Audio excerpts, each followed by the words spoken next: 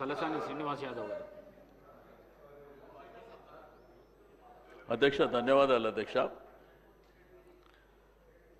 హైదరాబాదు సికింద్రాబాద్ జంట నగరాల అధ్యక్ష, గ్రేటర్ హైదరాబాద్ పరిధిలో గడిచిన అనేక సంవత్సరాల నుంచి అధ్యక్ష రోడ్ల మీద ఆకర్ష్ వ్యాపారం చేసుకుంటారు అధ్యక్ష. చిరు వ్యాపారులు వీళ్లకు ముద్రా లోన్స్ కూడా ఒక 10,000 రూపాయల సపోర్ట్ కూడా కేంద్ర ప్రభుత్వం చేసింది అధ్యక్ష. అయితే జంట నగరాల్లో ఉన్నటువంటి సికింద్రాబాద్ హైదరాబాద్ ప్రజలే కాకుండా రాష్ట్రంలో ఉన్నటువంటి అన్ని జిల్లాల వాళ్ళు ఉపాధి కోసం ఇక్కడ హైదరాబాద్ సిటీకి వచ్చి చిరు వ్యాపారాలు చేసుకుంటారు అధ్యక్ష. అన్ని ప్రాంతాలలో మనకందరికీ తెలిసిందే.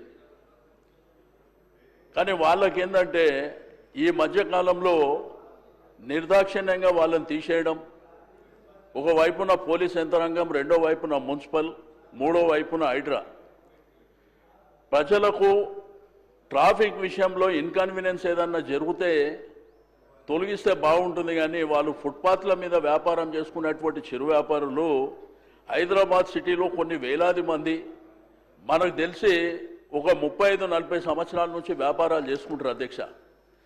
వాళ్ళని ఈ మధ్యకాలంలో మరి పోలీస్ ఫోర్సును పెట్టి దౌర్జన్యంగా వాళ్ళని తీసేయడం మూలాన వారికి ఉపాధికి ఇబ్బందే కాకుండా అధ్యక్ష వాళ్ళు స్కూల్ ఫీజు కట్టలేకపోతుండ్రు, ఇంటి కిరాయిలు కట్టలేకపోతుండ్రు. వారు ఒక దుర్భరమైనటువంటి జీవితాన్ని ఈరోజు చాలా ఇబ్బందికరమైనటువంటి పరిస్థితి అధ్యక్ష. నేను మీ ద్వారా గౌరవ మరి ఉప ముఖ్యమంత్రి గారికి రిక్వెస్ట్ చేస్తున్న అధ్యక్ష, మీరు స్టాండింగ్ ఇన్స్ట్రక్షన్స్ ఇవ్వండి.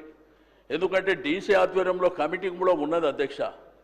ఆ కమిటీని కూడా కన్సిడర్ చేయకుండా ఇష్టానుసారం మరి తీసేయడం మూలాన ఈ మధ్యకాలంలో చింతలబస్తీ ప్రాంతంలో కూడా మరి 2 ఎమ్మెల్యేలు అక్కడికి వెళ్ళి కార్వాన్ ఎమ్మెల్యే గారు, ఖైరతాబాద్ ఎమ్మెల్యే గారు పోయి అక్కడ ఆ పేదవాళ్ళ పక్షాన నిలబడేటువంటి ప్రయత్నం చేసినా కానీ వారిని కూడా దౌర్జన్యంగా తీసేయడం అనేది జరుగుతుంది అధ్యక్ష.